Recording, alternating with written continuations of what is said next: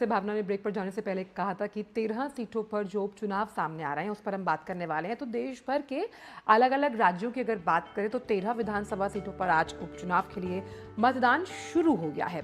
बिहार की एक, मध्य प्रदेश की एक, उत्तराखंड की 2, पंजाब की एक, पश्चिम बंगाल की 4, तमिलनाडु की एक और हिमाचल की जो 3 सीटें हैं उस पर मतदान हो रहा है। जिन सीटों पर उपचुनाव हो रहे हैं उनमें कुछ सीटें लोकसभा चुनाव के बाद खाली हुई, वहीं कुछ सीटें विधायकों के निधन के बाद खाली हुई हैं। इन सीटों पर उपचुनाव का नोटिफिकेशन 14 जून को जारी हुआ था। उपचुनाव के नतीजे 13 जुलाई को घोषित किए जाएंगे। तो 7 राज्यों की 13 विधान सीटों पर आज हो रहे हैं उपचुनाव और 13 जुलाई को इन जो चुनाव हैं, उपचुनाव हो रहे हैं आज, उनका नतीजा घोषित किया जाएगा। ऋषि कुमार हमारे साथ जुड़ रहे हैं, हमारे संवाददाता।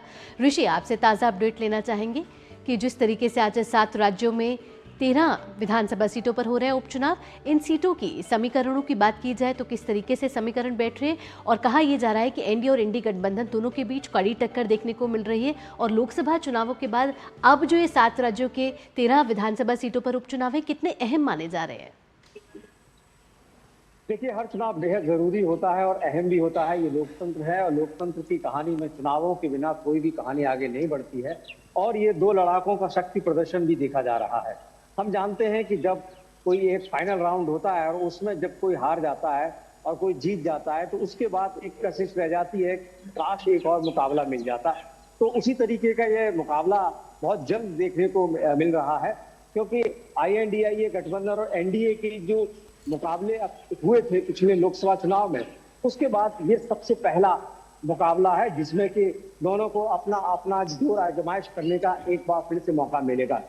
जहां तक कि इन चुनावों की राज्यों में भूमिका को देखें तो बेहद महत्वपूर्ण भूमिका कई राज्यों में इस मायने में है, क्योंकि इन सीटों पर आने वाले समय में क्या क्या सरकारों पर असर पड़ेगा ये भी देखने को मिल सकता है। क्योंकि हिमाचल की अगर सीटें देखें तो हिमाचल में वहां के जो मुख्यमंत्री है उनकी पत्नी खुद चुनावी मैदान में है, जो ये बताता है कि ये चुनाव कितने महत्वपूर्ण हैं और किस तरीके से वहां की सरकार को भी आने वाले समय में दिशा निर्देश दे सकते हैं।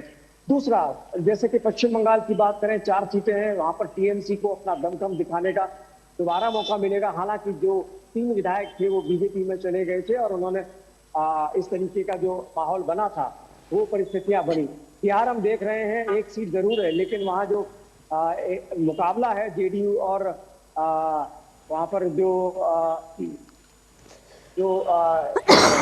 नीतीश कुमार के मुकाबले अगर हम बात करें कि तेजस्वी यादव की पार्टी का, तो वहां पर बेहद महत्वपूर्ण ये बात हो गई है कि लोकसभा में भी इस बात को लेकर बेहद बीमा भारती को लेकर कवायद हुई थी कि क्यों इतना दाव लगा गया है आरजेडी की तरफ से।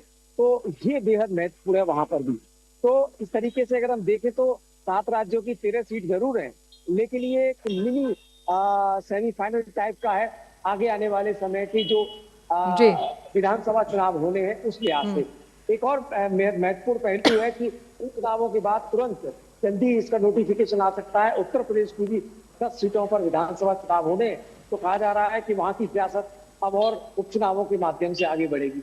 उपचुनाव कई बार जो देश के और राज्य के चुनावों की दिशा को भी तय करने में काफी हद तक अपनी भूमिका निभाते हैं। बिल्कुल, जिस तरह से 3 जो सीटें हिमाचल प्रदेश की, वहां पर जिस तरह से टक्कर का चुनाव देखा जा रहा है, वहीं बात की जाए बिहार की, वहां पर उस सीट को लेकर नाक का सवाल है। मध्य प्रदेश की भी सीट शामिल है। तो इन तमाम सीटों पर आज उपचुनाव है जो कि कहीं ना कहीं दिशा तय करेंगे आने वाले भविष्य को लेकर भी। बहुत बहुत शुक्रिया ऋषि इन तमाम जानकारियों को हमसे साझा करने के लिए। तो